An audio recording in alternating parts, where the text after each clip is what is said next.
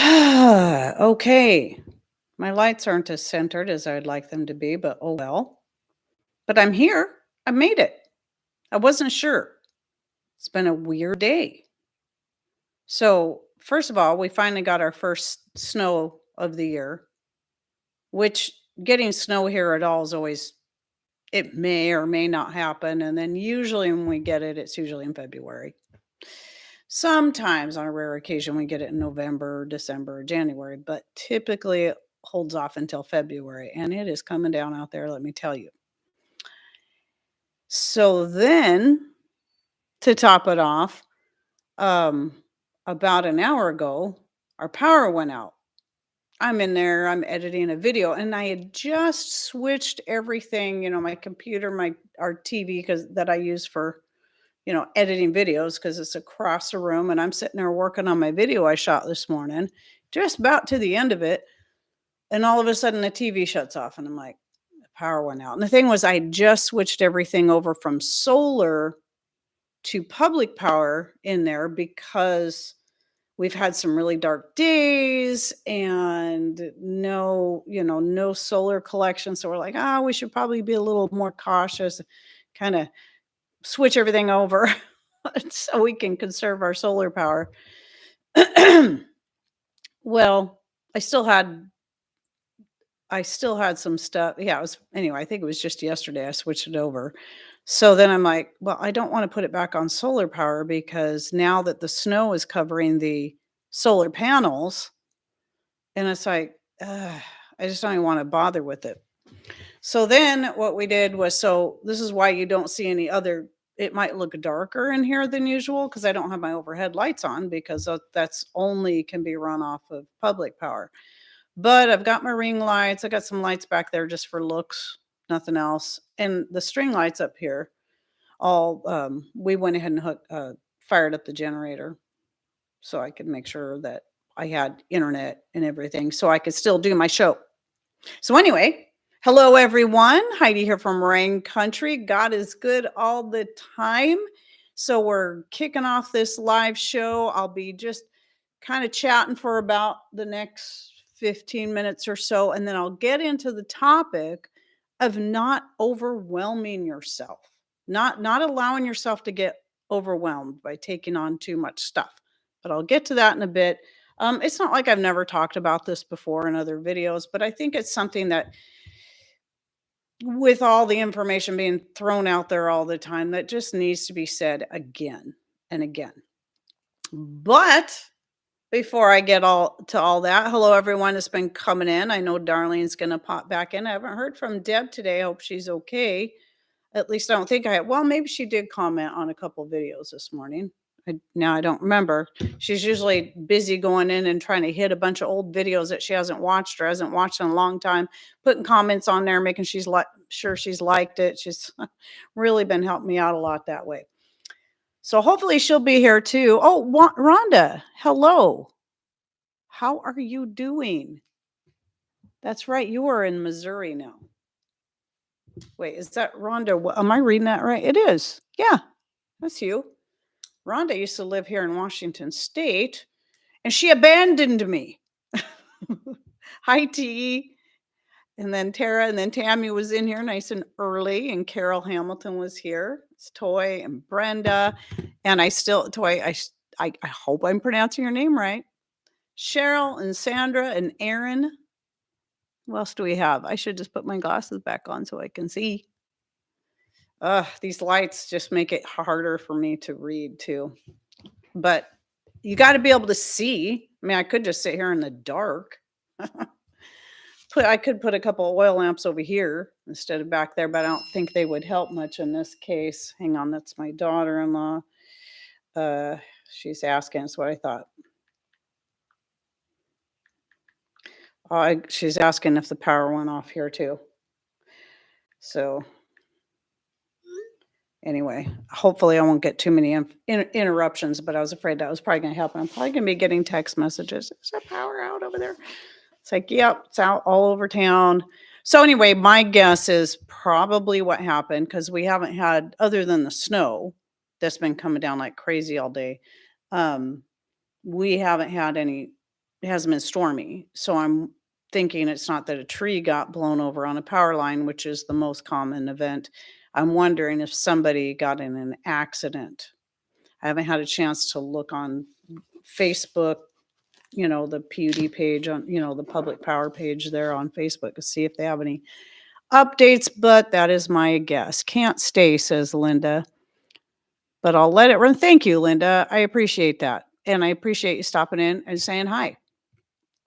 Lucy says, I see what happened with the time. It was giving me Eastern Standard Time, Eastern Standard Time. Oh, yeah, usually it's best just to go by however long it says on YouTube itself, like, it's going to start in 4 hours or 3 hours or whatever. That's just the easiest one to go by. That one, as far as I've seen, has always been correct. Unless, of course, the person that's supposed to be coming on live is late. Then it's, but that's not you. So the last couple of shows, I don't know that I'll do this every show, but I'm going to be showing, and one of my old vintage or antique books I've been collecting over the years. Some of them I have found at garage sales. Some of them have been gifted to me. I mean, just I grab them whenever I can. And so today's selection is this Huckleberry Finn. So when my boys were young, I had bought a Huckleberry Finn book from a store, a new one, and my oldest son really loved it. I think they both read it and really loved it. However, I didn't even realize until they were much older that this is kind of a dumbed down version of Huckleberry Finn. I never realized that. And so I'm hoping, I haven't read this, but I'm assuming because of the age of this book that it is the original writing. Now, I wonder how many out there are good at guessing years of books. Sometimes I can guess pretty darn close, and other times I'm way off.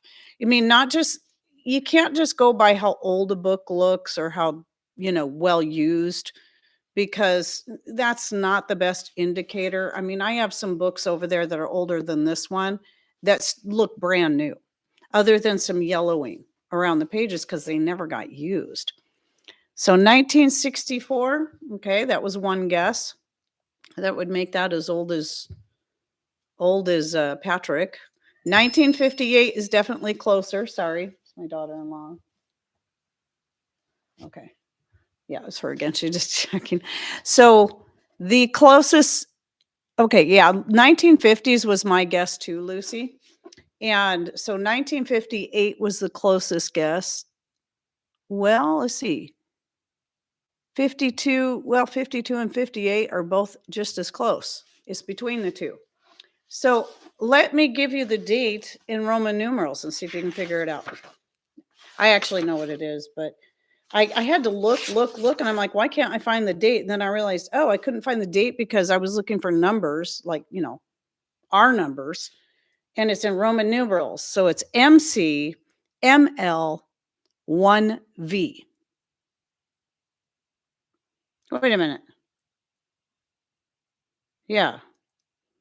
So I think I got the date. The date I was thinking is not quite right. The date I had in my head was 1955. But V is 5 and the I before it, I said 1-5.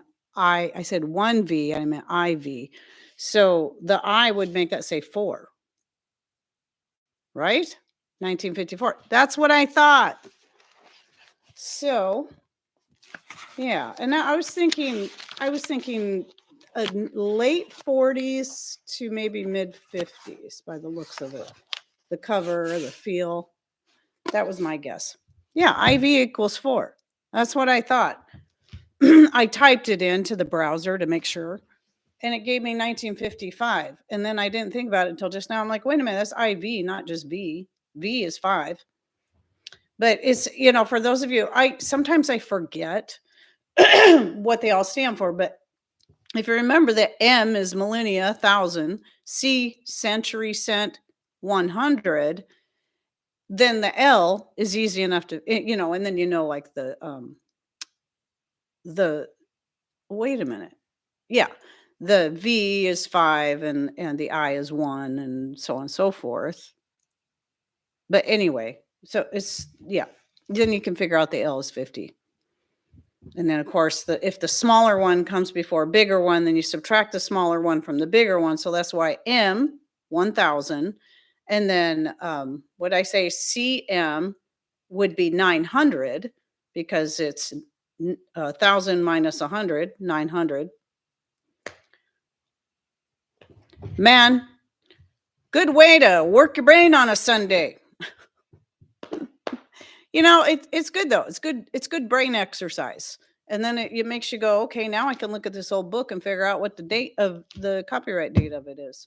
So anyway, yeah, pretty cool to have this, especially finding some old classics like that, especially since I don't know how long ago it was that the public schools decided to just trash all those books. You know how I keep saying, it's a lot of times you can find some great old books that were from schools that are just getting rid of them. They're just trashing them. And you can get them for free or really, really cheap. And a lot of times they're some of the better books. Of course, I don't even know if they're getting rid of books out of there today. What's left that would be of any good? I have no idea. But yeah, because they got rid of a lot of the Mark Twain or Samuel Clemens books a long time ago. So anyway, that's the book of the day. So let's see what other things I wanted to cover before I get into the actual topic. Now, somebody asked on my video that published on Friday about, grid down tips to get you by. And I thought it was kind of clear that there were just little things to consider for those, those times when something happens, you can't run to the store and get this, that, the other thing. It's 2020 and the toilet paper's out and you can't get it at the store. Those kind of things. So somebody asked me, well, they didn't really ask me. They just said, this doesn't make sense. Can you grow diatomaceous earth and bentonite clay? And it's like, well, no, but if you're in Wyoming, it'd be easy to get bentonite clay, but that wasn't the point of the video. Duh. Anyway, so no, I can't grow those things. However, the point was making sure you have some of that stuff on hand because it can be helpful in so many ways. And it's like I explained to this person, I was trying to be nice about it, that it's like when I first started growing my own herbs for medicine. Well, it was going to be a while before I was able to get the herbs I needed to grow and be able to gather enough from them to be able to use as pain remedy. So until then, I was using essential oils, just rubbing a little bit of my blend of lavender and rosemary mixed together and rubbing it under my nose. And that was my headache medicine until I was able to start making my tinctures from my own herbs. So that's kind of the point. That was the point of the grid down tips to get you by. I mean, the same could apply to the toilet paper. I mean, people tell you stock up on toilet paper, stock up on toilet paper. But toilet paper, you can grow it, but you would then have to, you can grow the tree and then you could turn that'd be a lot of work. You could grow plants that could substitute as toilet paper, such as mullein or lamb's ear. But I'll tell you from experience, those do not flush down the toilet well. So that would be fine for a composting toilet, but not a flushing toilet because they don't want to flush. They just want to keep floating to the top because they're so, they're so sponge-like. And so having cloth wipes or something like that on hand just makes sense. Even if you only wait until you absolutely need to use them or a bidet or whatever works best for you, and just keep stocking up on toilet paper. And then you've got a massive grid down forever situation, then yeah, eventually going to have to fall back on that stuff entirely and what you can grow or trade for. So that was the point of that video for those few people that may have missed it. Some people are so funny. And then along with that, under that same video, somebody very, very rudely was calling me out for not saying that. I mean, their point was valid, but the way they went about it was incredibly rude. But calling me out for not clarifying that the bentonite clay should be food grade. Now, I have said that, or the diatomaceous earth, I mean. Well, it's good if they can both be food grade, but it is more important that when you're looking at diatomaceous earth, you look for a food grade diatomaceous earth. And I did stress that in the video I did on diatomaceous earth that I linked to in the video below that video, or that I linked to under that video in the description box. So sometimes the problem with doing anything on YouTube is that you shoot a video, especially if it's something you've said many times, you don't always remember to say it every single time. And I'm human. I don't know about all you, but I'm human. So I started off my reply to them explaining that, well, I it was a mistake. It was an oversight on my part because I'm human. But here's where I got a little snarky. And I was probably wrong, but considering how rude their comment was, sometimes it's hard not to get a little snarky. And I just said, sorry, I'm not as perfect as you. That was the wrong thing to say. And boy, this person just blew up. And I didn't even read all their comment because it wasn't worth it, my time. But all I saw was, you're always so rude. I don't even know who they are. But the funny thing was, I'm not going to say what it is. Because I deleted the comment. Their name and their photo made it very clear that they're Christians. And I'm thinking, if they always think I'm rude, then I mean, because I don't recognize them. I don't recognize their name or the photo they had. Um, if they think I'm always so rude, they must be one of those people that's always coming in and saying rude comments. It's funny how people expect you to be absolutely 100% non-human perfect, and then they can be super rude to you. And if you reply, I mean, I was on the scale of how rude they were to me and how rude I was to them. I was down here. It's okay for them to trash talk you or treat you like, a second rate human being and just be absolutely rude to you. But if you reply even somewhat in kind, you're always so rude. Oh my gosh, babies. At any rate, the point was still a good point. Yes, look for food grade diatomaceous earth.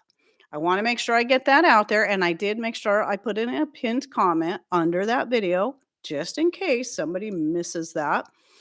So, you know, sometimes I don't, Gudrun. I don't. A lot of times I almost deleted the person's comment just because it was so rude in the way they went about it. But then sometimes I'm me and I'm snarky and I just feel like I need to put people in their place. But people like that can't really be put in their place because they're the only ones that are ever right. Anyway, so that was kind of a twofold thing. You know what? That's Aaron, that is exactly. In fact, I put that I did the pinned comment, and then under that, I made another comment saying that very thing, saying, and to the person who was very rude to me and accused me of being rude, maybe you should take the plank out of your own eye first. So, yeah. I knew, and I knew what Aaron meant exactly. I think as the King James says plank, some other versions say take the log out of your own eye first. Then you can see, and you're going to be a lot more nice about it because now you understand better to help somebody. I mean, I have no problem with people coming in and politely saying, "Oh, should it be food grade or did you forget to say food grade or there's a lot of people that remind me of things I forget and they do it in a civil manner, treating me like a fellow human being. rather than treating me like garbage, and then to have it, so blatantly by your name and by the profile photo you chose, making everybody believe you're a Christian, but you're going to publicly shame other people like that. It's like, that's a pretty bad example. So I don't have to put up with that nonsense. Goodbye. At any rate, sorry, you're so rude. Oh, I've been kind of laughing about that one all day. So I told you about snow. So then the other thing, it's time to start. Maybe I'll save this for later. I'll try to save this one for later. So I need to get onto my topic. I do try to stick to a schedule, people. I try. I have to. If I don't stick to a schedule, I'll never get anything done. In fact, I've been trying to also reorganize my weekly schedule so that I have certain days that I clean the toilets and tubs and all that. I mean, there's other things I always do the same day, like Sundays or sheet washing day and so on, but I need to get back into this strict schedule. But my schedule is always getting switched up according to when I'm watching grandbabies and when I'm not. Anyway, so let's chat about not overwhelming yourself. So here's the thing. Like I was mentioning earlier about the cloth wipes and that video I did, and I'll actually have a little bit more in-depth video coming out on that later, since I had to take down my other ones, which I did shoot it. I don't know when it's going to publish. It'll be a while out. But um the thing is that if you're not to that point because you have plenty enough other stuff on your plate, don't worry about it. Just keep that as aside, just to know that, okay, here is my option in case I need to go this route, in case I need to fall back on cloth or even terry cloth wipes or a bidet or a squirt bottle or whatever it is to clean myself. Or, I say when you have time, what's a schedule?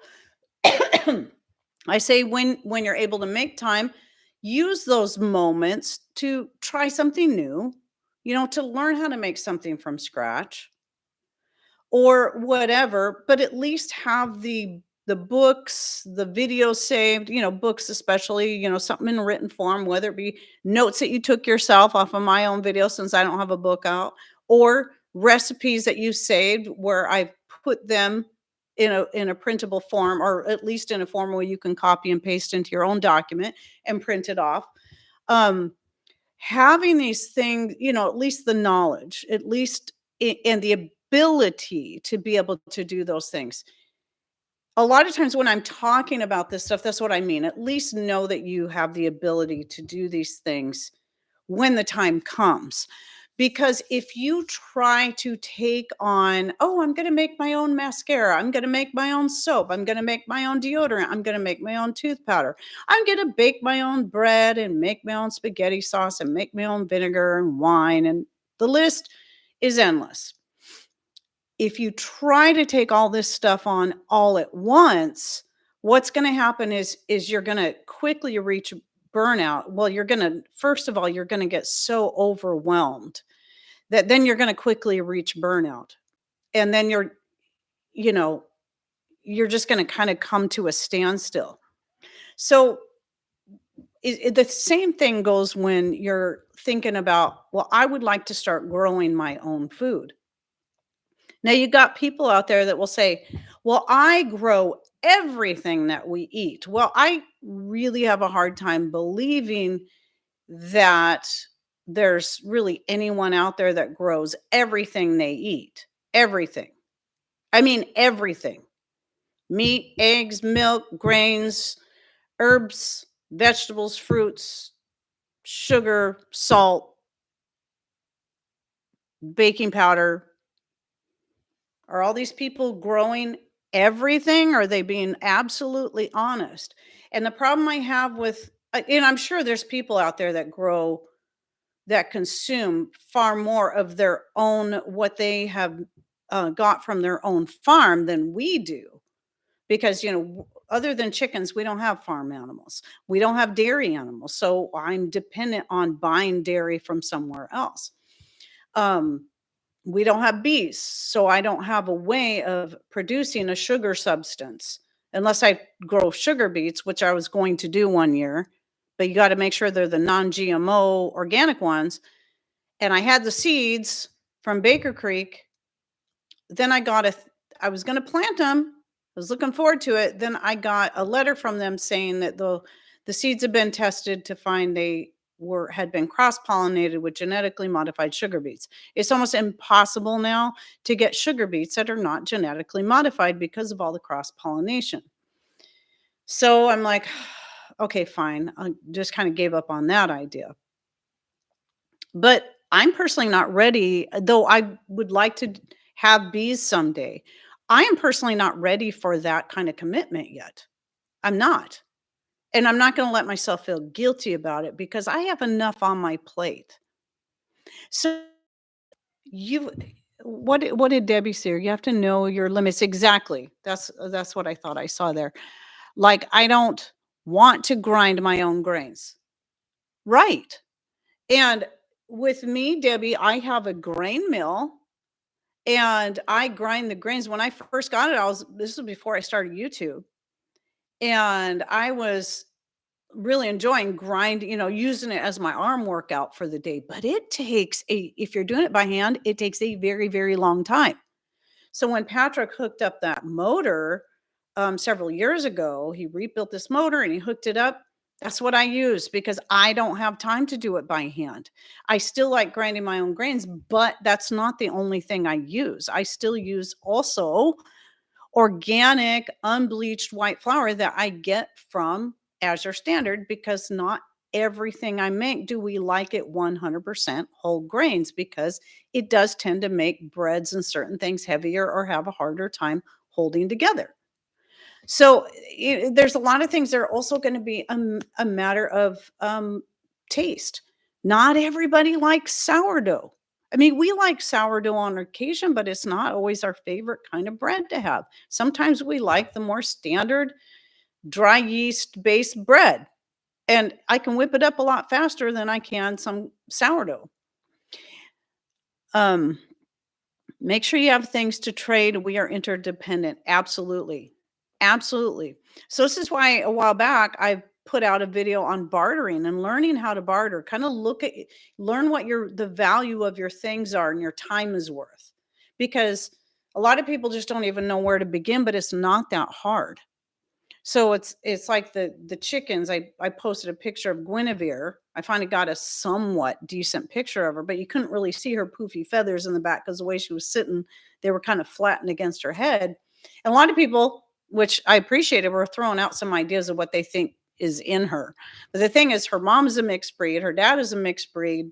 Her mom is solid black. Her dad is the one with all the colors in him, Antonio. But anyway, so people are throwing out ideas and stuff, but that chicken and the one that was standing behind her, Ruthie, the one that's a jerk, the gray one, both of them are mixed breeds. And I said that they were gifted to me. Well, that's not entirely true. Those chickens, I know it sounds like that was quite the rabbit trail, which it kind of was, but those chickens, including Antonio and a few of my other chickens that are all the ones that are not Buff Orpingtons, that is, Guinevere was a product of Antonio and Roxy, but both of those chickens were a barter along with a few of the other ones I have. So I traded this person some skin cream, some beef bacon that I had bought in bulk from Painted Hills. These are just some of the different things because I mean, through that time, because I got a few different chickens from them over about a year span. What else? A generator to make, a certain precious metal liquid. And one of my roosters from my first hatching. She wanted that rooster, so we traded straight across for a hen. And I was like, yes.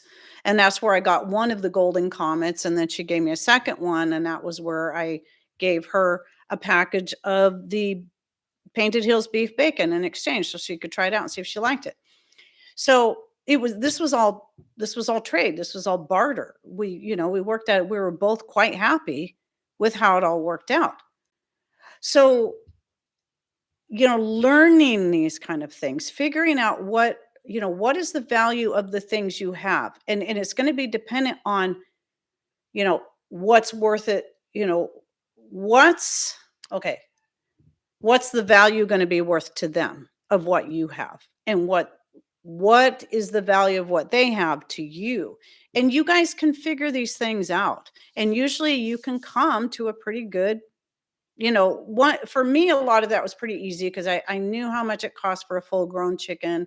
I knew how much it cost for how much I charged for my skin cream and the generator and those kind of things. So a lot of that stuff made it pretty simple.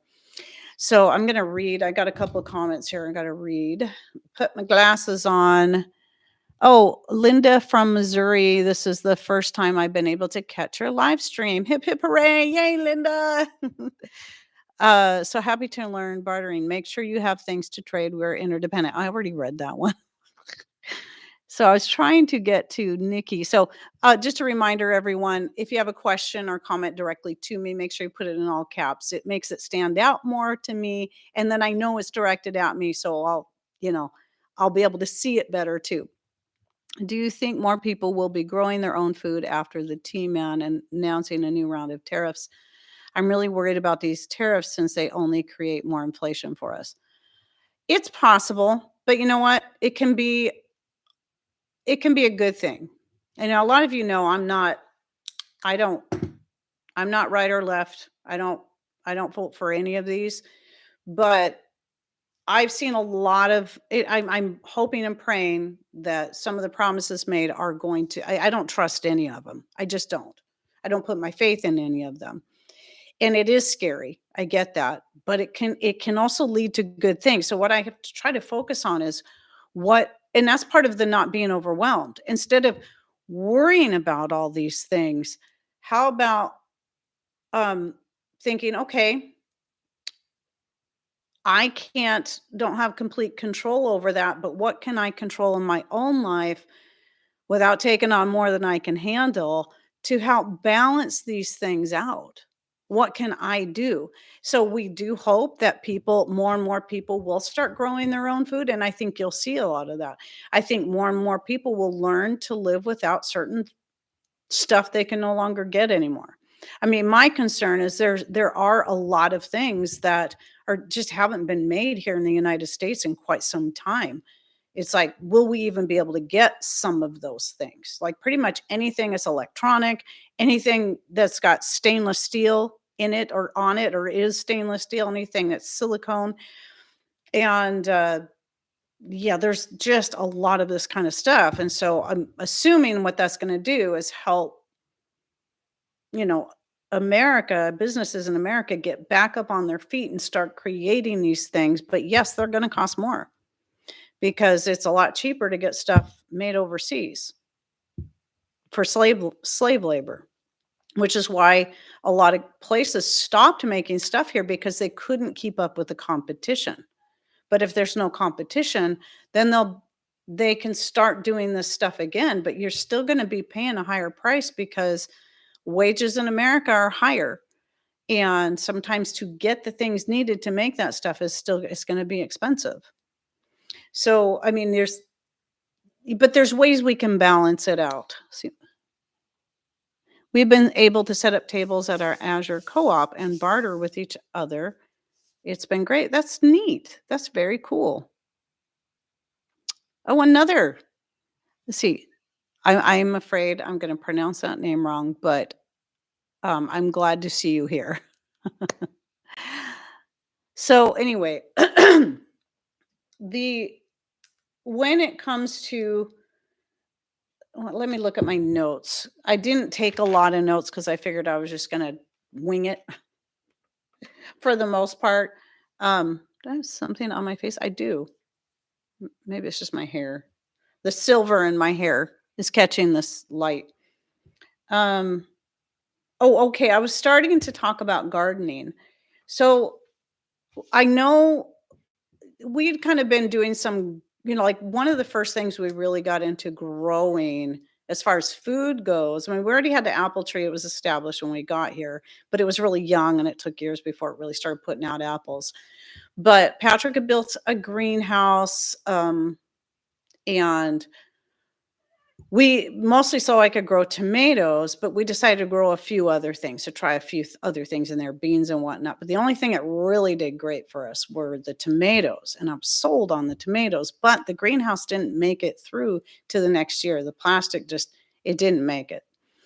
And so it took a while before Patrick redesigned and then we ended up just building it up against his shop. And again, tomatoes being the most important thing because the tomatoes in the local store just never have flavor. So, I think somebody's here. I'm sorry. I might be my daughter-in-law with Jace. So anyway, then years, I kept growing the tomatoes. Every now and then I tried growing a little bit of other stuff, but most of it was tomatoes. That was my big thing, tomatoes, because I use tomatoes all year round for making sauces. Pizza sauce, lasagna sauce, ravioli sauce, spaghetti sauce, barbecue sauce, and then or adding to soups and whatnot, chili. So tomatoes are super important to me. Now, then in like 2010, I think it was. I keep thinking it was more like 2012, but maybe it was 2010. When I was listening to that old video that Patrick and I did in 2017, I said 2010 in there, so I'm thinking, okay, maybe that is when I started. We decided it was time to really get more serious about gardening. And so I just started doing a whole bunch of stuff at once. But I even just with that, and not even as much as I'm doing now, but even with I was trying to do then, it just I felt a little overwhelmed. So some things that didn't do well, I just didn't worry about it. I focused on the things that were doing well and didn't worry about the rest. I didn't even try, Patrick's saying, "Oh, you should try saving some of these seeds." I was like, "I'm not messing with that this year. I don't, that's another thing I'm not ready to take on yet." And not that saving seeds is hard, but I figured I was going to have to do a little practice and learning about it, like what's the best way to save this seed, that seed, or whatever. And so, everything took. Is everything? Oh, sorry. Is everything okay? Oh, yeah. I just need to get my tires filled. Oh, okay. Yeah. Okay. I was just checking to make sure you didn't need me. Hi, Jace. Sorry, you guys. Say hi to my grandbaby. Anyway, so yeah, I mean, so the seed saving was something I put off until later, and it was okay. And every year I learn a little bit of something new, and that's how it should be. You can't you cannot compare yourself to either someone who was born and raised doing this kind of stuff. They were born into this lifestyle, into a home where they had farm animals and they had gardens and they made everything from scratch. And even then, there's always something new to learn. And so you have those people, and you can't compare yourself to those people or those YouTubers that maybe 10 years ago, maybe 20 years ago, decided to start learning this stuff, maybe even 5 years ago. And they've been practicing and doing these things, but they're still only showing you what they do. Maybe they're not showing you the things they don't do that maybe you already do. So you just don't want to ever compare yourself to someone else. Don't compare yourself to me, because I'm sure there's quite a number of people in this chat right now or watching this later that will comment that are doing things that I'm not doing. Maybe they already have the dairy animals and or the other types of farm animals other than chickens, or they have more chickens than we do. They're already keeping bees. They have a much bigger garden, or they live in a place where they can grow all of their own grains, which we couldn't do that right here. I'm not even sure how well a lot of grains would do in our area. It's not common to see grains growing around this part of Washington. Now, if you go to the other side of Washington state, yeah. Oh, yeah. People are growing wheat and all kinds of stuff. That's common over there, but not here. So that, I mean, that's the other thing too, is there's always going to be those things that just aren't going to work in your area. So again, it comes down to, stocking up on what you can, but also trying to figure out how to make do if it comes down to it, what if you can't get those grains that you commonly use to make your breads? What if you can't get them? Well, start having a plan put in place of what you would do. What would be your alternative? Can you grow some kind of seeds that you can grind up and use those for bread? A lot of people can grow some kind of seed that would work well. Excuse me again. Uh, and then when it comes to the skills, so it was a couple of live shows ago. I was talking about learning skills. And I don't recall if I stressed this in that particular show, that don't feel that you have to tackle every skill either. Pick something that you think is most important for you to learn.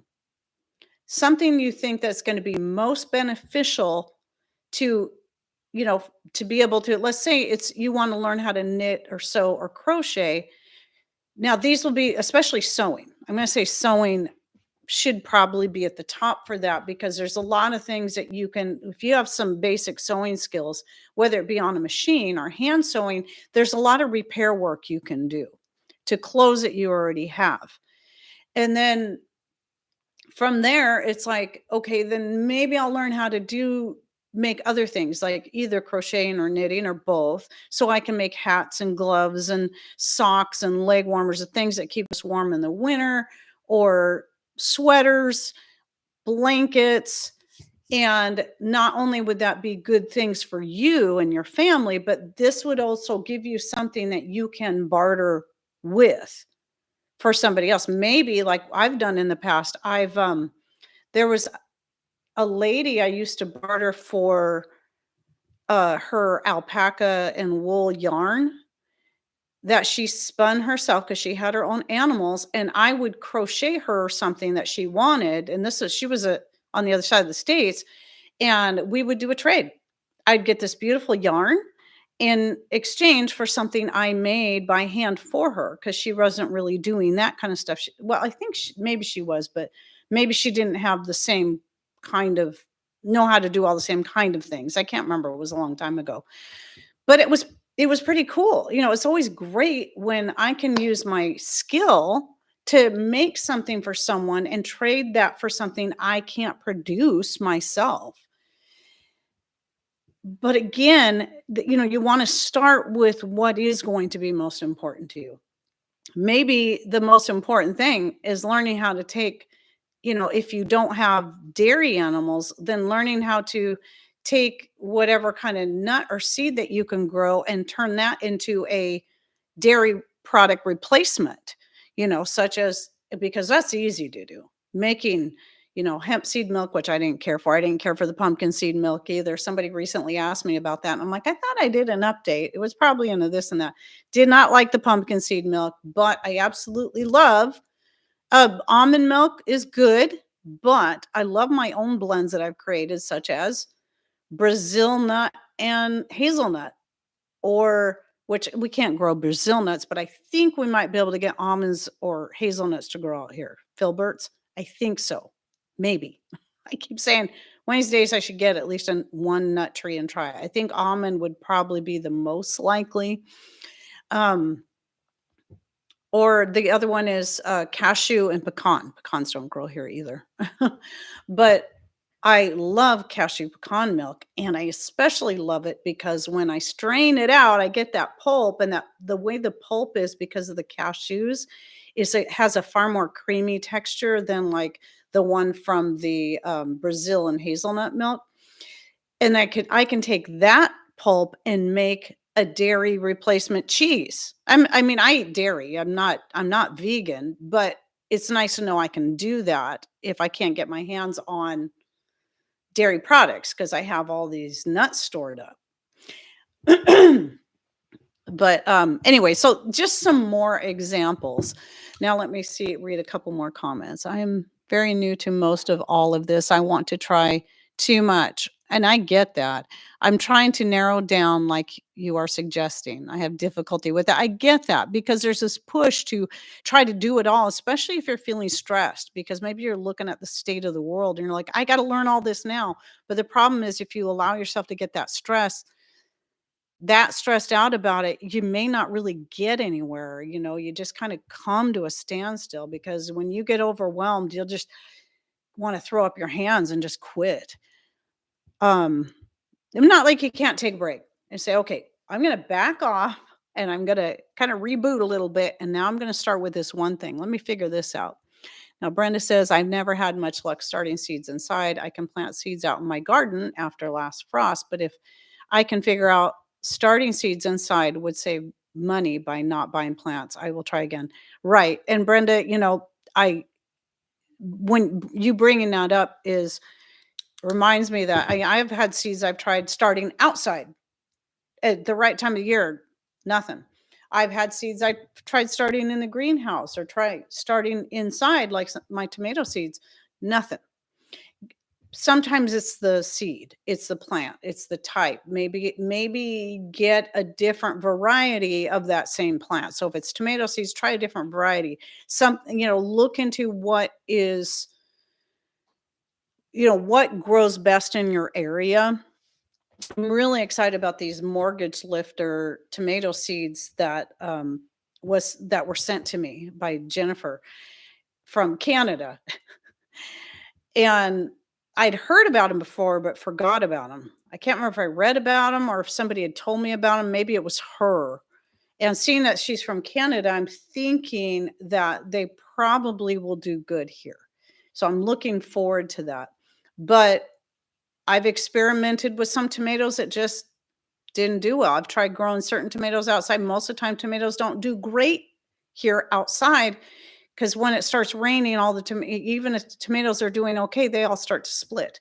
The only tomato that did really, really good for me outside the greenhouse were the blueberry cherry tomatoes. They were beautiful. I had just massive clusters of them. Did not like the flavor. I was so disappointed because they were so beautiful and they grew so well and didn't have to be in the greenhouse. That was sad. But at any rate, like with the tomato seeds and the planting the tomato seeds and the way I grew them, that was all, trial and error because I was determined to do it without the use of electricity. I didn't want to have to use added light, a grow light or added heat, some people use like a heating pad. And I didn't want to depend on that in the event that what if I don't have the power, what if the whole grid is down and I don't have the power I need to give them that kind of heat. So I just started experimenting by growing them in my south facing window in the living room, which is the warmest room in the house in the winter, early spring.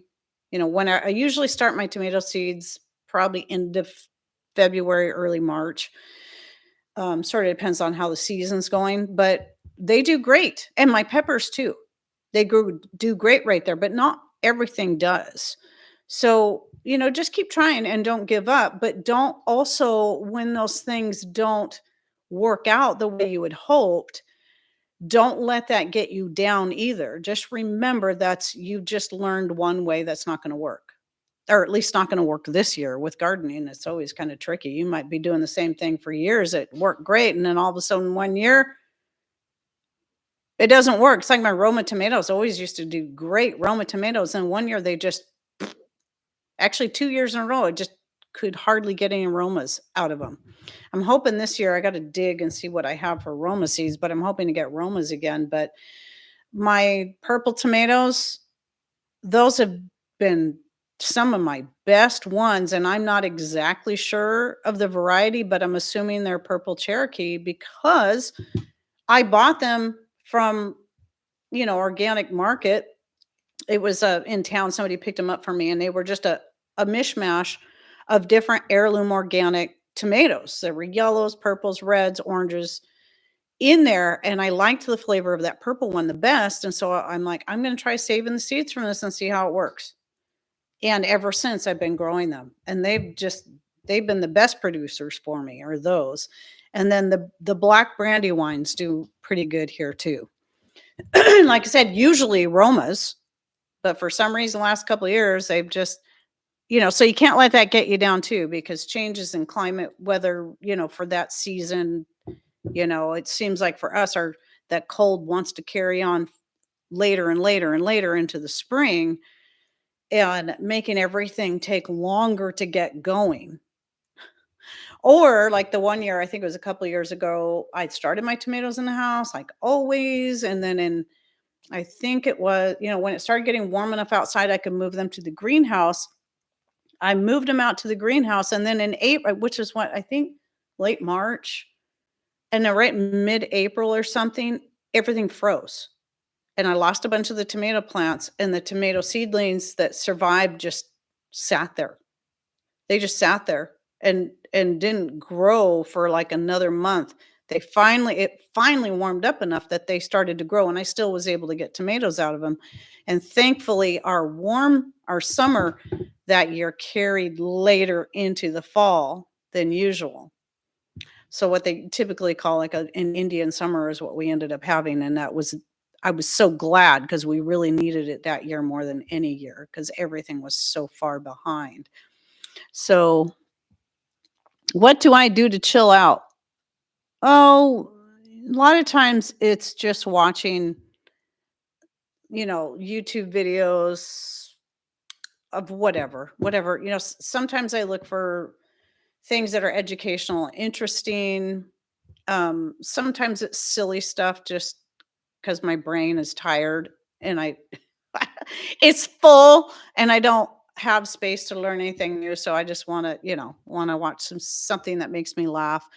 But now yesterday I took a plunge, because we got rid of our Amazon Prime and Netflix a long time ago. In fact, when I got rid of Netflix, you got this little thing you got to fill out, like what are your reasons for, shutting down your Netflix account? And it gives you a multiple choice, and it says other. So I selected other, and it says, uh, since you guys have nothing but garbage on here now, it's time for me to take out the trash. And that's what I submitted as my answer. But I decided to go ahead and try for a month the Angel Studios, because I'd heard some interesting things about the Homestead movie. And so we watched that. We just signed up for it yesterday, and we watched that yesterday. And then the first 2 episodes of the season, because that's all they have out right now. And so it's pretty interesting. We're enjoying that. And I like the fact that it's clean. It's hard to find good movies like that are actually clean, that don't have a whole bunch of expletives in them. So that was something that was, but it also gets you thinking. It's like, oh, there's some things we should be thinking about. But I know that somebody said that, I was listening to somebody say, well, they didn't even have chickens. And I'm like, why did they say that? They had chickens. Actually, right at the beginning of the movie, it shows the chickens. And then there's another place where the young girl, Claire, is talking about how they raise animals, and they get food from their animals, and then their dung goes back into the, as fertilizer and feeds the plants. So they had chickens. They just, in the movie, they didn't show them much. In the first episode of the series, they show a little more of the chickens. But it was just a quick little glimpse that was about 2 seconds long, where it shows a goat and some chickens, and that's about it. And that's all they show, the chickens. That's why I think some people, if you miss that part, you might not have realized they did have chickens. So, yeah, yeah. Now I do like to sometimes, though I typically dehydrate my tomatoes, into, like, I'll process them in the blender. I'll just throw them all together. It doesn't matter what tomatoes. No matter Romas, cherries, black brandy wines, the purples, whatever. I just throw them all in the blender together, process them up. And in that case, it's kind of nice, because you don't have to, if your Romas don't do good, which are best for sauce tomatoes, well, it doesn't matter, because you're going to dehydrate them and all liquids out. And then I can just flake them. And then I just use them as is for sauce, because they will break since they were processed up. I don't even have to powder them. It's better you don't. So But sometimes when I spread them out on the silicone and dehydrate them and you break off a little piece and yeah, it's kinda there is so good. It's like this it's kinda like fruit leather, but not as sweet. It's really hard not to wanna keep eating that. It's like, "No, I gotta save this for my sauces." Let's see. I have Angel just for that series. There's a few other series. We watched they had one that was free. That was kind of our let's try this out before we decided to purchase it. I might buy a year. I don't know yet. We might just buy a month every now and then put it on pause and go back and then get another month when they get more new stuff out. Because it's not a ton of stuff out there. But anyway, we watched this one called The Parables Retold. That was interesting. And it's kind of centered around Luke, but it's set in modern times. So it was kind of an interesting twist on that. And did we watch something else? I don't think we've watched anything else yet. But at any rate, so there's that. I mean, we have plenty of DVDs. In fact, one thing I do want to start going through are this video hasn't published yet, but I have a video coming out on some great uh for those of you who are believers, biblically based science DVDs for homeschoolers. They're excellent. I used the first one for my kids when because back then it was just the biology 101 was the only one that was out, and it's actually put together by a family they were a homeschooling family, but he's a scientist himself, and they're actually out of Idaho, and excellent, excellent. Biology 101. So it's going to be high school level at least. But the way they're put together are younger kids. My kids were younger when I got that and they loved it. And it's just enjoyable to sit and watch these and just listen. You'll learn so much. And then later I bought the chemistry one, which is also excellent. But now they have two more. So I ended up since I let somebody borrow my first two, and I fear, even though I said specifically I really need these back because I want to make sure that I have them for my grandbabies. I fear that I'll never get those back, and they're not cheap. So I went ahead and just thought I'm just gonna go ahead and buy the whole four-part, all four of them, because it was the best deal to buy all four of them. And that way, if I do ever get those ones back, then I can give a couple to each of them, and then I can keep the full set here. So I have them for the grandbabies when they're here. But anyway, Wes Olson is the name of the guy. It's excellent. So it's just enjoyable just to put those in and just listen to them. But the biology series is actually goes through they break it down by the 6 days of creation. So then they'll talk about each thing according to that. So it's just laid out very well. There's humor in it, it's just great. A lot of great visuals.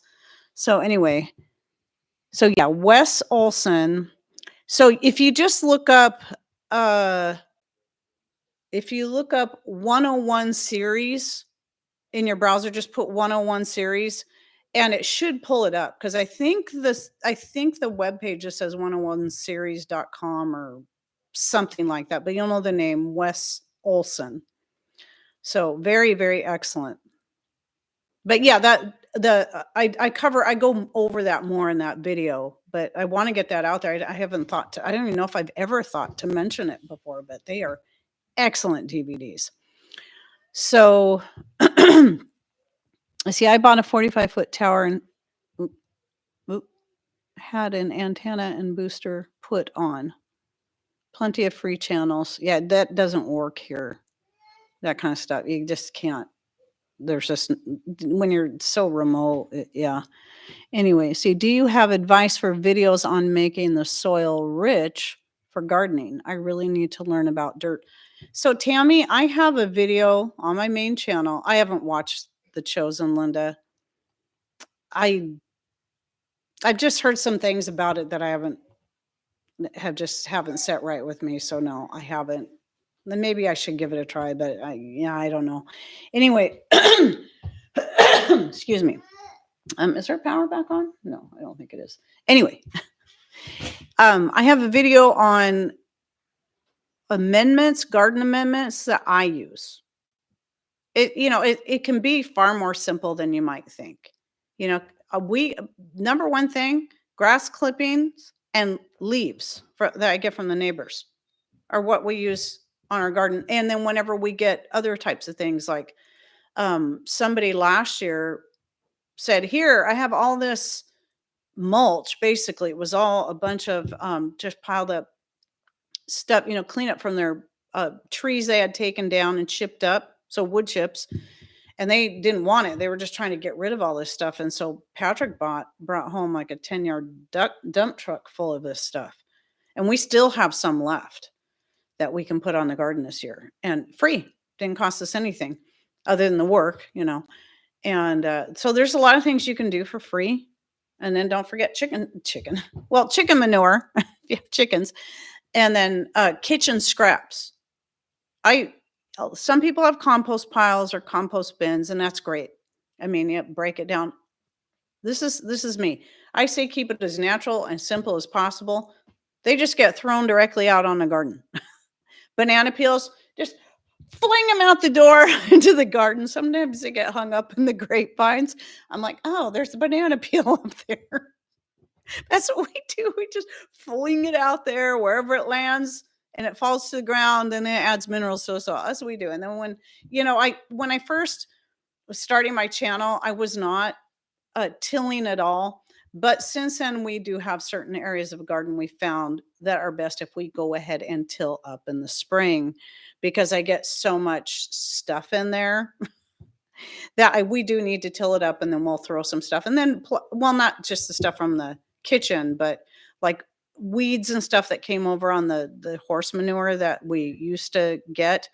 And I shouldn't call them weeds because there are a lot of great plants in there. But the problem is there's too much of them. There's just too much. Like the lady's thumb is just going berserk out there. And so we find it best just to go ahead and till it up and then try to, so that at least the other things can have time to grow up. And if the other stuff starts growing up and getting too big, I'll just yank it out at that point, as long as it's not choking out my main plants. So, yeah, I mean, you can put plastic down and all that and prevent the weeds. But my chickens, I can't do that because I like to let my chickens roam free in my garden areas, throughout the fall, winter, and early spring, because they're tilling things up too, and they're getting the baby slugs and the grubs and they're pooping in there. And so, yeah, I'm glad somebody finds me funny. Some people don't always get my humor, especially when I'm typing it in. Sometimes people don't get it, and I get that because I've mistaken somebody's humor for, is this person serious? So Treetop delivers free wood shavings. I need to find somewhere to get free manure. Yeah, we just don't get that here. The wood shavings. I mean, it's so rare. You think we would, but it's really kind of hard to get that around here. Let's see. Okay, let me double check my notes. See, we cover the garden with leaves and green mat. Yep. Right, Linda. And that's mostly what we do. So let me double check. I want to make sure. Coming back to the garden thing and about not overwhelming yourself. And I was talking about, picking a skill, or, picking something that you want to do, or you think you should stock up on, or maybe you do want to take that step and just start grinding your own grain, but you don't want to do the cloth wipes, or you don't want to make your own skin cream. That's fine. Start where it's most important to you. And then for the garden, I say, if you're just getting into it, start with an herb. Start with a culinary herb. And here's why. Because culinary herbs have so many great medicinal benefits, but are also great for using to season your foods, to add flavor to your foods. So, your rosemary, your sage, your oregano, your basil, your thyme, these all you can use these in cooking. And yet they also have powerful medicinal benefits. So I say pick at least one of those and grow that first because you can easily grow a lot of those will do well in pots. A lot, even inside. Basil in our area doesn't do too well in a pot inside. It just kind of, it's not too happy. It needs a lot more sun. Um, but like oregano, sage, thyme, rosemary, as long as your rosemary doesn't stay too wet. These are a lot of things you're going to start inside, and then eventually maybe move them out, onto a patio, a deck, or something. And it's really a good place to start. And a lot of times, those kind of herbs are perennial. They're going to keep coming back unless you kill them. They're going to keep coming back. So you don't have to plant them every year, and that's what makes those things so beautiful too. Unlike basil, I don't know if there's a perennial basil. If there is, I don't know of one. But basils are typically an annual. You got to plant them every year. So, and then for us, because of our cooler climate, basil sometimes does great in the greenhouse, and sometimes it's like, but I never can get it to do well outside of the greenhouse, unfortunately. So, boy, I hope Deb's okay. I haven't heard from her at all today. She's usually pretty good about being here, but I see Diametra made it. So, hello, Diametra, if I haven't said that yet. I'm just concerned. I hope she's okay. So I think that was really kind of it. My point just being that don't take on so much because you're being sorry, I'm stuttering. You're being led to feel guilty that you're not doing enough. You know what's enough for you. And you have to balance that stuff out according to your lifestyle, the needs of your family, your own personal needs, maybe your health ailments, maybe you have disabilities that you have to work around. And these are the kind of things a lot of people don't even think, young, healthy people that are out there doing all their work in the garden and they're milking their cows and they're doing this and they're bouncing around, and they they kind of forget that there's people that don't have the physical abilities to do all the things that they can do. Maybe it is simply they're young but they're disabled. Maybe they have some other health ailments that prevent them from being able to do that, or maybe they have um family members that have health issues that they're having to care for, and they can't afford to put that much time into doing all of these things, but they want a place to start, and they just need the encouragement to realize that it's okay to start small. It's okay to just learn one thing at a time. It's okay to just grow one thing at a time. It's okay. Never ever feel like you are not good enough because you don't match up to this person over here or that person over there.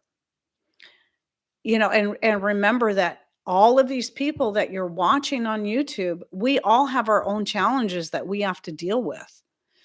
You know, we all have issues in our garden. Sometimes things fail. Sometimes we have an animal that dies, or it happens. It happens to the best of us, and it's all a part of life and learning and living. I guess that was redundant. Life, living. Okay. Tara says she has a perennial basil in Australia. I wonder if that's something that would work, that would grow here. I would love to have a perennial basil. I tell you what I'm really excited about this year. Actually, I've been growing it for a couple of years, but this year I'm really going to start harvesting it because, again, for those of you who new, you might not realize that last year I was giving all my gardens a sabbatical rest, which means you're not supposed to heavily harvest on these things either. You're supposed to just let everything rest. Well, I'm growing lovage. Some of you may or may not know that. And I did pick a few leaves here and there and would nibble on them through the season. But that lovage, I got the seed. Somebody sent it to me. One of my followers sent it to me. So I decided to try growing it. I tried growing it before and it didn't do anything. Well, those seeds took off. And I ended up with several plants, gave a couple away, and kept 2 of them, and they get they get pretty big. And they went to seed last year, so I did go ahead and save some of the seeds so I could share them with my friend because the ones I gave her ended up dying, and I hope those take off for her. They should because they've been acclimated to her. She was the same one, or acclimated to here. She was the same one that gave me the mullein seeds that were acclimated to here. So it were, so now I got mullein plants. So she should be able to get that lovage to grow for her. But anyway, I'm pretty excited about that. Lovage is very high in quercetin. It's like the second highest uh, vegetable, fruit, whatever that is, with the highest levels of quercetin, with capers being at the top, and then quercetin, lovage is next. And I'm loving the flavor of it. It tastes it's very closely related to celery. I don't know if celery is a perennial. I think it is, but I had a much easier time getting the lovage to grow than celery that I tried to start from seed. So it has a strong celery flavor. And it looks like celery, but it gets huge. So it was, well, by the time it went to seed, I would say it was a minimum of 8 feet tall. But yeah, you can use it as in place of celery. It's just going to have a much stronger flavor, but it's very, very beneficial. It's very healthy. I haven't done a deep dive on the health benefits yet, other than knowing it's high in quercetin. So anyway, I'm looking forward. That's going to be a video for down the road. I plan on doing. I have it written in my notes to to do a deep dive on the lovage, so I can do a video on that and share it. But anyway, I'm pretty excited about harvesting some of that this year, dehydrating up the leaves, and then using the stalks like you would regular celery in various things. Very, very excited about this. So yeah, and I'm curious. I would like to go ahead and start some of those seeds just to see how they do that I collected from last year. Let's see, planting one plant each of a bunch of plants leaves you never having anything to preserve. And if your plant dies, you don't have a backup. Better to have a few plants to learn with. Right, right.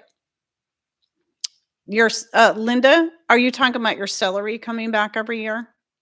Because I know the lovage does. I just wasn't sure about celery because I've even tried starting celery by doing like you would with growing a carrot plant so you can get the seeds. And the celery started to grow and it just died. It just doesn't like it here, but the lovage seems quite happy. So gardening is going to be a challenge here, quite a learning. Yeah, I bet, Rhonda. Well, you were on the other side of Washington. So you were in the drier area. I'm wondering how different that is in Missouri from where you were there. Oh, your lovage. Okay. Okay. Yeah. I'm used to planting what I want without issues and without critters. Yeah. And see, I don't know because I didn't get into gardening until after I moved here because I left. See, I was 20 when I moved from Wenatchee and went to college, and then I came here at 22, and then I met Pat shortly after I got here. And then we didn't seriously get, into the gardening until, later than that. But he had some experience kind of growing up in a home where that was the norm. My dad had a garden, but not the whole time. Let's see here. I have had luck using the bottom of my celery from the store and have had see, I tried that, Linda, and it started to grow. I was like, "Yay!" And then it just fizzled off. I just don't think it likes our cool, wet climate as well. So I haven't even been on here that long. I'm just kind of wondering if my daughter, and I think she's kind of talking to Pat. She needed some air in her tires. That's why she came by. But it's very snowy out there. Looks like it's melting, but I think it might snow again. And then after that, it'll probably just start raining, and then the snow will be gone. That's usually how it is here. This is what happened here. The snow is absolutely when we get snow, this is usually what happens. We get snow, we might get several inches, and then the sun will come out and melt some of it, and then it will start raining and wash the rest of it away. It's usually not that big of a deal. But yeah, our power, I think, is still out. I don't have anything running off of public power in here that I would know for certain. Oh, yes, I do. There's a salt lamp over there, and it's not on, so the power's still out. Hey, lights came on. Well, these lights have all been on if you're talking about my lights.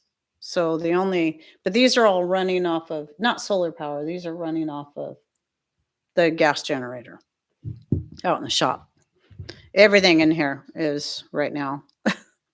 And then I've got back there behind me are 2 oil lamps that right there, and then on the other side, and then the other 2 shorter ones are LED lamps that look like oil lamps, but they're not. I like having both kinds. You just click them on. I love those ones.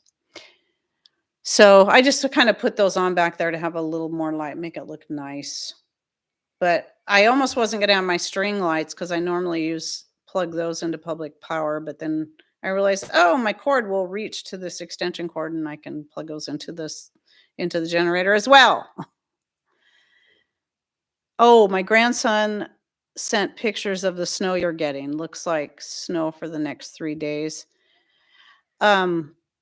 Well, usually in the Wenatchee side, they've got snow clear up until the end of February, on the east side of Washington State. But where we're at, it usually only lasts for a few days. Usually. It's held on longer than that, but I'm looking at the weather report, I don't think that's going to happen here. My biggest concern is as long as it doesn't, when it starts melting, which it's doing right now, that it doesn't get so cold again, it all turns to ice, especially with my son driving back and forth to Port Angeles, Sequim, and sometimes Port Townsend. That's 2 hours just to get to Port Townsend. And sometimes they want him to go all the way in there and then all the way back home. So that I worry. I'm constantly worried about that. I know I shouldn't, but I'm a mom. What can I say? Anybody know what is the best plant in Middle Tennessee? I am new to the area. Obviously, I wasn't to me because I don't live there, but maybe somebody in chat does. Okay. Let's see.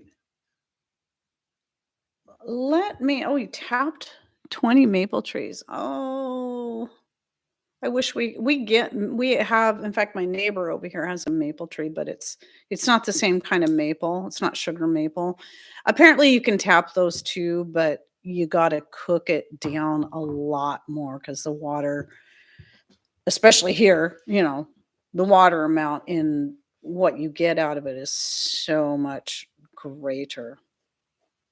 Oh yeah, Tammy, that's right. Yeah, you're there. Yeah, I think where you're at, you're gonna get it. Not.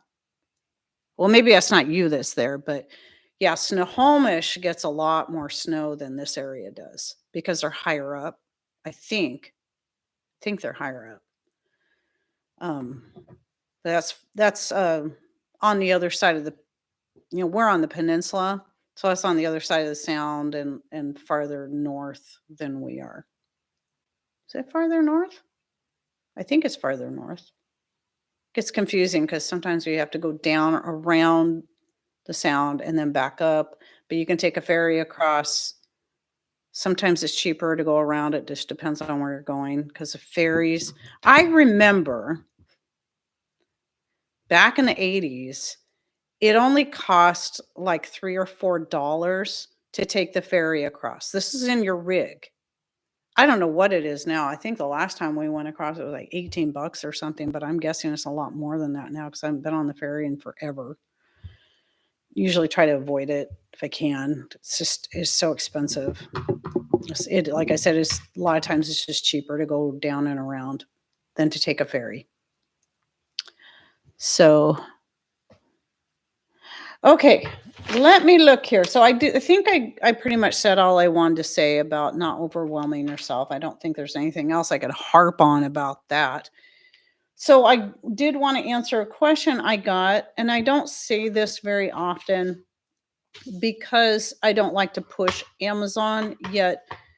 Um, I do try to focus as much on, the companies I'm linked up with being, small American-based companies. Like I have Azure Standard, Halal Every Day.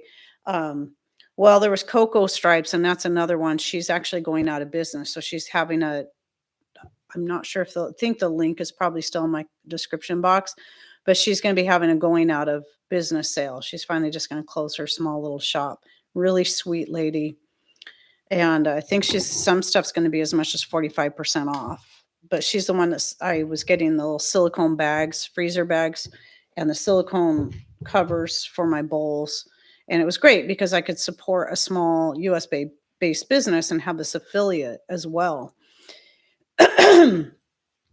But so, yeah, I try to deal with as many of those as I can, but sometimes there's just things, like I was saying before, that, it's easier to find on Amazon. So somebody was asking me about, what was it? It was something was it the mascara video? Or it was something else where it was a video I had to redo, and it was an older video, and she said a lot of the things in the links, those things are no longer available. Do you have links that I can go through to help support you? So here's the deal with Amazon, is that when you're an Amazon affiliate, anytime anybody purchases goes through any of your links, it does not matter what the link is. I can give you a link to those little silicone liners, jar lid liners. And you could go through that link and say, I don't want to buy that. I want to buy something completely different. I want to buy a Huckleberry Finn book. In fact, actually, I think that now I think about it, I think I got this on Amazon secondhand because I was looking for that very thing for just a couple dollars. But or whatever. It doesn't matter as long as you went through my link to begin with. It doesn't matter what you add to your cart after that. You could fill your cart up with a whole bunch of stuff and you purchase that stuff. I get credit for it. Same thing with any other YouTube channel that you follow. If they're an Amazon affiliate, you go through their link. You don't have to buy the item in that link. You can buy something completely different. So a lot of times people will go to the brake bleeder pump link, and that particular one is, I think it's because I'm always have that link, and that one is almost like every other time I go in there, that one's sold out, and then they have to get it back in again. But usually Amazon at the top will give you recommendations for one that's very much like that. It's okay to go buy that because you already went through that link to begin with. I'll still get credit for it. And I'll tell you that that really helps us. So I know a lot of people don't like the founder of Amazon. A lot of people don't want to support Amazon because of all the Chinese stuff that they sell, but there's a lot of stuff that's sold through Amazon that is not. Like the Creekwood Naturals is a small US based family owned business, and they sell their castor oil and certain other substances that I can't mention. And they're adding more to theirs. They have their own storefront, but they also sell through Amazon, and they're a small US based business. And so you can still support small US based businesses through there. And sometimes it's easier to find them through Amazon. And but also you're supporting some of your favorite creators when you go through their links. So you can still be supporting good people. And if you're not in the US, then maybe there's somebody, that has a UK account or whatever it is. Because I think there's different, you know, ones for different countries. So just remember that. I mean, I'm not going to push people to try to buy through Amazon because I know people are like, nope, I just don't buy through Amazon. That's totally fine. I understand and I respect that. But just know that if you do buy through Amazon, there is a way you can help support your favorite content creator by going through any Amazon link they provide. Anyone. It doesn't matter what it is. And you're saying, maybe you're like, gee, I feel like buying, a new dehydrator. But, you're going through somebody's link that's for a fishing pole. Doesn't matter. Go through that link, then go to your search, look for the dehydrator you want, and you're still supporting, and then when you pay for it, that person still gets a credit for that. The percentages, I don't know what they are. They're different for each thing. but it definitely does help, especially when you've got YouTube kind of stomping you down and trying to keep you from earning much anymore. It really does help kind of make up the difference. Um, I was going to say something else to that, but I did learn even more about that. That's just been kind of interesting. So, with that in mind, though, the video I shot this morning was not for YouTube because I'm like, I am so far ahead on YouTube that I can kind of hold off shooting as many videos for YouTube right now. So I decided today to shoot a video that's only for Rumble so I could talk, because I can't do it in my live shows either, where I can talk freely about the things I'm not allowed to talk about on YouTube. And especially since I keep finding more and more things that I'm not allowed to talk about, it's like, well, I think I'm just going to I haven't done one in a while, but it's called a random rumble ramblings. And it's my second one where I'm just kind of talking about all these things that I want to get out there, but I can't talk about them on YouTube at all. Your link isn't always available for Australia shipping, but it does allow me other shops on it. Oh, yeah. See, I don't know how that works, Tara. I don't. No, it's not a private chat. Anybody can see it. And even if it was, I still wouldn't be able, if it's in regards to me not talking about, so I still wouldn't be able to talk about that stuff. Here's the deal. If I had a video on YouTube set to private where nobody could see it, and I talked about any of those things that we're not allowed to talk about, I could still get a strike on my channel just for it being on YouTube, even if nobody but me could see it. That's how it works. So it's pretty crazy. So I wish Rumble would pay. I wish I could. Well, it's not. I don't really blame it all on Rumble. I really think it has to do with the advertisers, especially the advertisers that pulled out of Rumble when Rumble refused to bow down to their demands. See, that's what happened. So the corporations are the ones that put the ads in, and so they're the ones that actually make the call. So the difference between Rumble and YouTube is that YouTube is bowing down to whatever these corporations want them to do. So if they tell them, these certain specific corporations say, you can't allow people to talk about this and that on your platform, then they'll do it. They'll cave to it. And where Rumble's like, you could stick it where the sun doesn't shine because we're going to let people say what they want to here. And so they're like, fine, we're not going to put our ads through you anymore. This is why Rumble then had to follow through with having, the memberships. Like, well, it's like YouTube has, not just memberships for channels, but like the ad-free premium or whatever. That's why Rumble did that, was because, they were losing a lot of funding because of these corporations that pulled out because Rumble wouldn't bow the knee. And I have to say, I really appreciate that about them. But as such, us content creators make very, very little money on Rumble. So I was really excited when the other day I actually made $1.98. But that doesn't happen. That's very rare. And I think it was because I was telling people on YouTube, if you want to know more, you're going to have to go over to Rumble to see the same video over there and blah, blah, blah. And so I think that's probably what happened. So I'm like, well, that's kind of crazy, because even the Rumble only video I put out on natural healing testimonies didn't do that. I still only made like maybe $1 that day for that. So if you think, my average pay on Rumble per day is about 50 to 75 cents per day. So even if I made $1 a day, I'd only be getting $30 a month for all the work that goes into it. And even though I don't have to re-edit the video and all that for Rumble, it's still extra work and time to change out the links so I can get all my Rumble video links in there instead of YouTube links if they're available. I have to go find them. I have to put them in there, and I have to go through all the same types of uploading steps and then uploading and it's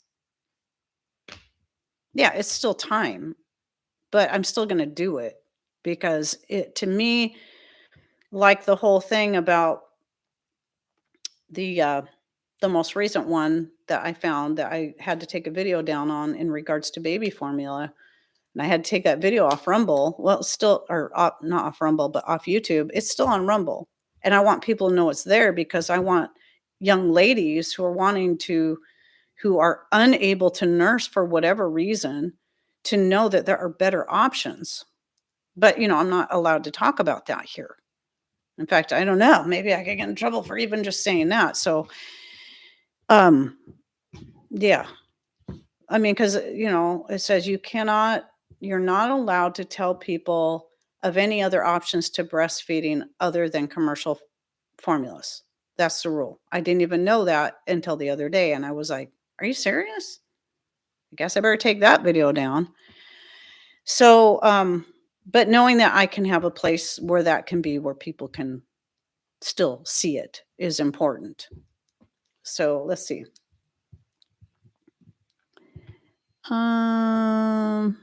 I have a preferred video editing? I use what I know because it was what my son had because he was going to get into video editing.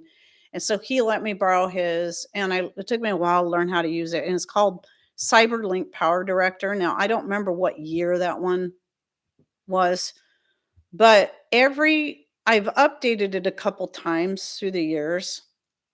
And every update, they have something that's better, and then they have something that doesn't work as well. I'm like, so it's irritating. So I don't know. I like it. I like the options it gives me, but there might be one that works better than that one and doesn't have some of these weird glitches. Like, for example, this one on my newest one, and I can live without it, but it's frustrating. But you have, like, when you see in the beginning of my videos, you see the words come in. And so you'll have your different animation options for it coming in. Then you'll have those same options for it going out, but you have to select it separately.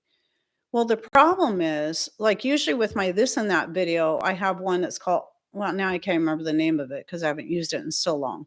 Beam in. It's called Beam in, and where it kind of looks like little particles, and the words come down like this. And that works fine, but when I go to have it go out, the beam out, instead of going out, it disappears and then comes back in again and stays there and then disappears. And that's not what it's supposed to do. And there's several of those that do that. And so I can't use them for the outgoing part. And that's irritating, but there's other ones I can use and other ways I can work around it. And that's what I've been doing. But it's those kind of weird things. So for the most part, I like the program, but I don't know that there could be one out there that's better. I've heard of people using other ones that I can't even remember the name to them. But, I do like when I first started YouTube, I just had the free movie editor that used to be standard when you would buy a new computer, but they don't give you that anymore. But it was the Windows movie editor, and you couldn't do a lot with it. You could put in music, you could put a picture in, but you couldn't overlay a picture like you see me do a lot. You couldn't overlay a picture or a video clip like I do now. You would have to put it in separately. So I'd be talking, then I'd have to, cut that section of video out and then put the picture in with no words. Nothing going on. And you could overlay text, but that was it. You couldn't do anything else. It was really, and the sound, it just wasn't as great, where you can do so much more when you pay for a good editor, like being able, to me, it was really a massive step to be able to go up and be able to put in photos over the top and the videos. as well as every now and then, which I haven't done in a while. I kind of got out of the habit of adding some little floaty thing, and you use a green screen for that. You can have the green screen when you put in a picture and you have like just some little clip art thing. And then you use the green screen.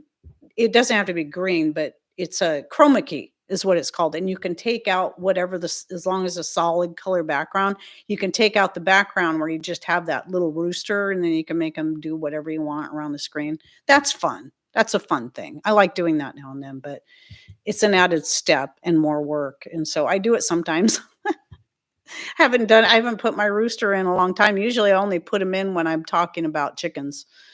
If I remember, I've just been out of the habit for a while. So at any rate, I think I'm probably, even though I haven't been on here as long as I usually am, I don't have to be on that long. Off to choir practice. Bye, Darlene. Sometimes I miss being in choirs. That was a big thing. Being in singing ensembles and doing solos and writing my own songs and singing those and being in choirs. I think I shared before, when I was in high school, my senior year in high school, I was in the high school itself, I was in jazz choir, chamber singers, and bel canto choir. Right? Those three. All of these you had to try out for. And then, so I was in those three at the high school. Plus, I was taking one semester, I was taking a music theory class. And then at the church and youth group, I was in a singing ensemble and the youth choir. And then sometimes I'd write and perform my own songs. Don't do that anymore. That part of my life is gone. Sadly, I miss it sometimes, but my vocal cords are done for, so I can't do that stuff anymore. I can sing. It's just I can't sing well or do it for a long period of time without my throat, my vocal cords just totally saying, okay, you're done. You're done. Let's see, I got curious and looked up who owns YouTube as of 9/9/24. Alphabet has complete ownership and control. Yeah, there you go. Okay. Well, people, I should probably get going. I do need to finish editing that video. And then once this is done, processing, then I can download this and then make my little outtake that goes over onto the other channel. And that's where I get to add photos and video clips and whatever else and cut out all my little ums and ahs and coughs and all that nonsense. But the thing that's fun about this is, you get to really see what I'm like in the real interaction. Because when I'm shooting pre-recorded videos, I'm just talking to a camera. I'm still just talking to a camera in a sense, but not really, because I know you guys are there. That's the difference. And you're interacting with your comments. And I love it. It's great. I say it every time. I love doing this. It is so much fun. Unfortunately, I still have a life. So I have to go get my stuff done and get ready for whatever's happening tomorrow too. I don't think I have grandbabies tomorrow. So that's okay. But I do plan on getting some more bread made up tomorrow and a few other things. And so I got to get the other stuff done today. And oh, my poor chickens. I forgot to tell you guys. Okay, before I close out. So I was telling you about the snow. My chickens are like, no, not having it. They never do. They're just like, no. But a couple of them got brave and came out, including Antonio, my big, massive rooster. And he's out there and then he's just in the middle of snow, just like, then he doesn't want to move. Like, how did you even get out here? And now he won't move. So I had to go catch him and take him back to the actually I took him to the greenhouse because I thought that's where he might want to go, because there was 2 other hens that actually made it in there. But then I could tell after a while they were not wanting to stay in there. So I was trying to get him to go back to where the coop. So we kind of had to shovel out a pathway. But even then, as we're getting him going, he ends up kind of, he comes down in some snow and his feet sink down the snow and he's like, ah! And he's so big. And I'm like, my goodness, you're a big wuss. It was hilarious. Patrick was out there too. We were both just busting up. Anyway, funny story to end the show. So Love y'all. Thanks for coming. Hope you have a great rest of your day, and God bless. We'll see you hopefully next week.